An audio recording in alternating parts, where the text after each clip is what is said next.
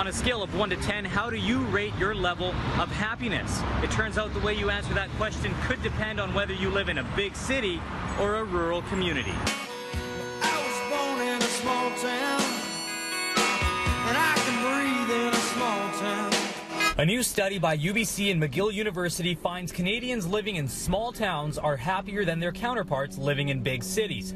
Researchers looked at 2 national surveys that asked Canadians to rank their happiness on a scale of 1 to 10. Responses ranged from 7 to 8.96, but the research found the least happy places in Canada are at least 8 times more populated than the happiest places. In other words, the smaller the town you live in, the happier you are, and it's due in part to a better sense of community. All my friends in a small town. I used to live in Toronto, and I only last 2 years because it was so busy, and I think people don't really interact. Usually people in big cities, from my experience, are less, especially in Vancouver. I'm from Montreal originally, but they're less inclusive of others. The research found the happiest places have the shortest commute times, 15 minutes versus 22 minutes in cities like Vancouver.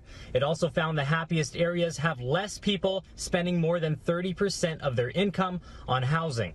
And while people in big cities tend to have higher incomes, it seems money can't buy happiness. It's the question, right? Like, what do you want in life? What is happiness for you? Is happiness for you having a house, a family, maybe some property? Well, great. Go to a small town, you have that there. It's easier to achieve. I think you can find happiness within yourself, whether you live in Metro or whether you're a country bumpkin. Now, the study found each of the big cities ranked roughly the same when it came to how unhappy they are, but there was one big town that was a little happier than the rest, and that was Quebec City. In Vancouver, Travis Prasad, City News.